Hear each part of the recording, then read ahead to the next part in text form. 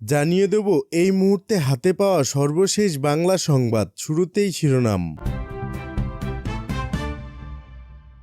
আজ হোক কাল হোক আমি ক্ষমতা ফিরে পাবই, তারপর মজা দেখাবো, বললেন সাবেক প্রধানমন্ত্রী শেখ হাসিনা।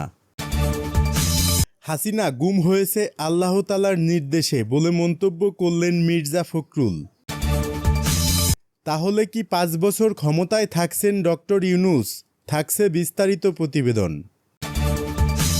এদিকে রাজপথে নামার হুঁশিয়ারি মির্জা ফখরুলের।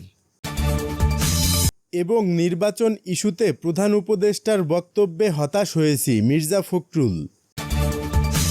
শুনছিলেন সংবাদ শিরোনাম, এবার বিস্তারিত। প্রিয় দর্শক, আপনি যদি এই চ্যানেলে নতুন হয়ে থাকেন, ভিডিওটি দেখতে দেখতে চ্যানেলটি সাবস্ক্রাইব করে এবং ভিডিওটিতে একটি লাইক দিয়ে আমাদের সাথেই থাকুন। আর হ্যাঁ প্রিয় দর্শক, জানিয়ে দিন ভিডিওটি কোথা থেকে দেখছেন। আজ হোক কাল হোক আমি ক্ষমতা ফিরে পাবই, তারপর মজা দেখাবো, বললেন সাবেক প্রধানমন্ত্রী শেখ হাসিনা। আজ না কাল আমি অবশ্যই ক্ষমতা ফিরে পাব এবং একদিন আমার অবস্থানও ফিরে আসবে। আমার বিশ্বাস আল্লাহর সাহায্যে আমি আমার লক্ষ্য অর্জন করতে পারব। যেসব ট্রাস্টের মাধ্যমে মানুষের টাকা আত্মসাৎ করা হয়েছে, যেমন ইউনূস ফাউন্ডেশন, ইউনূস ট্রাস্ট সহ আরও হাজারো ট্রাস্ট, সেগুলি বাতিল করে দিয়ে সব টাকা গরিব মানুষের হাতে তুলে দেওয়া হবে। গ্রাম অঞ্চলের অসহায় মানুষদের জন্য আমি সব কিছু দান করব, এটাই আমার প্রতিজ্ঞা। আমি যা বলি তা আমি করতে পারবো, কারণ আমার আত্মবিশ্বাস আছে। ইনশাল্লাহ আমি যখন বেঁচে আছি তখন আমি এটা করব। বিধবা, নিগৃহীতা, প্রতিবন্ধী, মুক্তিযোদ্ধা, যে কোনো ভাতা সবই চুরি করে খাওয়া হচ্ছে। আমার লক্ষ্য হবে এসব চুরির বিরুদ্ধে যুদ্ধ করা। এছাড়া আমরা যে বইগুলোর জন্য বাজেট দিয়েছিলাম, সেগুলির টাকা কোথায় গেল?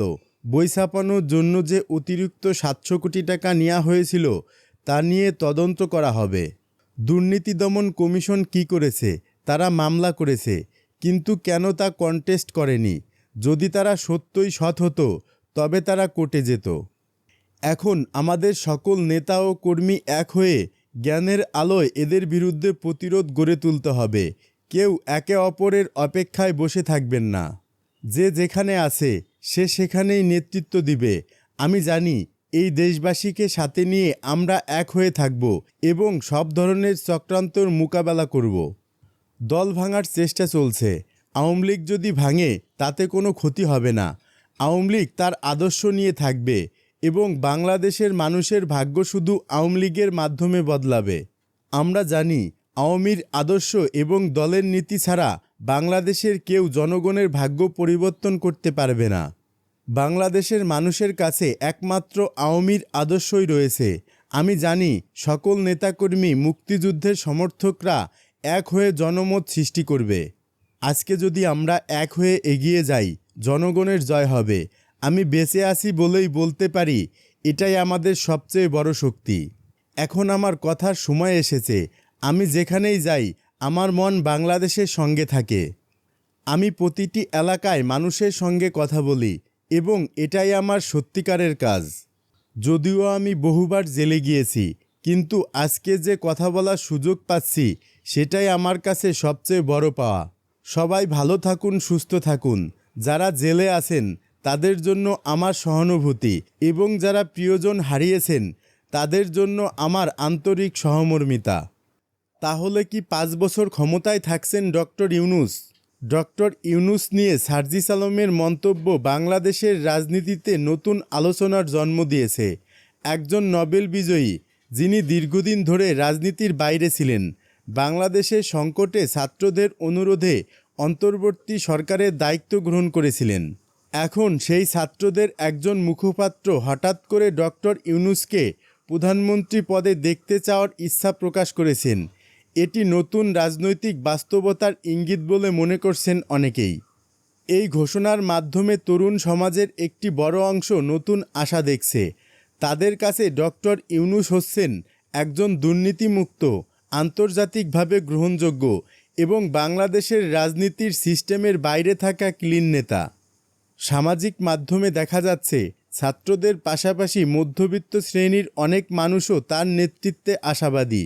বিশেষ করে যারা দুই প্রধান রাজনৈতিক দলের দ্বন্দ্বে ক্লান্ত, তাদের কাছে ডক্টর ইউনূস একটি নতুন উপায় হিসেবে ধরা দিয়েছেন। বিএনপি যেটি এতদিন নির্বাচনের দাবিতে আন্দোলন চালিয়ে এসেছে, এখন ডক্টর ইউনূসের আবির্ভাবের পর তাদের রাজনৈতিক কৌশলে কিছুটা টানাপোড়েন তৈরি হয়েছে। তারা সংস্কার কাজের জন্য সহায়তার পাশাপাশি দ্রুত নির্বাচনের দাবি জানাচ্ছে। অন্যদিকে ডক্টর ইউনূসকে নিয়ে ছাত্ররা বাংলাদেশের রাজনীতিতে নতুন একটি ধারণা প্রতিষ্ঠা করতে চায় বলে মনে করছেন সচেতন মহল। বিএনপির নেতারা বলছেন, তাদের ৩১ দফা সংস্কারের প্রস্তাবে প্রধানমন্ত্রী এবং রাষ্ট্রপতির ক্ষমতার ভারসাম্য রক্ষার কথা বলা হয়েছে। তাদের মতে ডক্টর ইউনূস যদি ছাত্রদের আহ্বানে রাজনীতিতে সক্রিয় হন, তবে তার নেতৃত্বে একটি শিক্ষিত তরুণ এবং নাগরিক সমাজভিত্তিক প্ল্যাটফর্ম গড়ে ওঠার সম্ভাবনা রয়েছে, যেখানে দুর্নীতিমুক্ত ও দক্ষ প্রশাসনের প্রতিশ্রুতি থাকবে। প্রধান উপদেষ্টা জানান, আগামী ২০২৫ সালের ডিসেম্বরে অথবা ২০২৬ সালের জুনে নির্বাচন হতে পারে। তবে যদি ডিসেম্বরেই নির্বাচন হয়, তবে নতুন রাজনৈতিক শক্তি গঠিত হওয়ার জন্য পর্যাপ্ত সময় থাকবে না, যা পুরনো রাজনৈতিক দলগুলোর জন্য সুবিধাজনক। বিএনপি এই কারণে দ্রুত নির্বাচন চায়, যাতে তৃতীয় পক্ষ শক্তিশালী হয়ে উঠতে না পারে। ডক্টর ইউনূস রাজনীতিতে সক্রিয় হলে দেশের রাজনৈতিক মানচিত্রে বড় ধরনের পরিবর্তন আসতে পারে। তিনি সরকার ও বিরোধী পক্ষের জন্য চাপ তৈরি করবেন, কারণ তার আন্তর্জাতিক গ্রহণযোগ্যতা এবং জনগণের মধ্যে নির্ভরযোগ্যতা রয়েছে। তরুণ ভোটার, প্রথমবারের ভোটার এবং যারা রাজনীতিতে আগ্রহ হারিয়ে ফেলেছে, এই ৩ শ্রেণীর ভোটাররা তার শক্তির উৎস হতে পারে। সবশেষে এই সম্ভাব্য রাজনীতি এবং নেতৃত্বের ভবিষ্যৎ নির্ধারণ করবে জনগণ। যদি ডক্টর ইউনূস বিশ্বাসযোগ্যতা অর্জন করতে পারেন এবং জনগণের হৃদয় জয় করতে সক্ষম হন, তাহলে তিনি শুধুমাত্র একটি বিকল্প নেতা হবেন না, বরং বাংলাদেশের রাজনীতিতে নতুন একটি অধ্যায়ের সূচনা ঘটাতে পারবেন। তবে তার পথ সহজ হবে না, কারণ সামনে রয়েছে পুরানো কাঠামো, সংঘাতময় রাজনীতি এবং আস্থার সংকট, যেগুলো তাকে অতিক্রম করেই সামনে এগোতে হবে। রাজপথে নামার হুঁশিয়ারি মির্জা ফখরুলের। অনির্দিষ্টকালের জন্য সংস্কার চলতে পারে না, মানুষকে ভোট অধিকার থেকে বঞ্চিত করতে ষড়যন্ত্র চলছে। জনগণের স্বার্থে প্রয়োজনে আবারও রাজপথে নামবে বিএনপি, এমন মন্তব্য করেছেন বিএনপির ভারপ্রাপ্ত মহাসচিব মির্জা ফখরুল ইসলাম আলমগীর। তিনি বলেন, সামাজিক যোগাযোগ মাধ্যমে বিএনপিকে টার্গেট করা হচ্ছে। তাদের লক্ষ্য দেশে নৈরাজ্য সৃষ্টি করে নির্বাচন পিছিয়ে দেয়া। এছাড়াও ভুল ব্যাখ্যার মাধ্যমে বিভাজন সৃষ্টি করতে চায় ষড়যন্ত্রকারীরা। এ সময় দলটি ভারত, পাকিস্তান বা যুক্তরাষ্ট্র কারো পক্ষে নয় বলেও মন্তব্য করেন তিনি। এদিকে অল্প সময়ের মধ্যে সবকিছু গুছিয়ে নির্বাচনের জন্য লেভেল প্লেয়িং ফিল্ড তৈরি করতে হবে বলেও মন্তব্য করেন তিনি।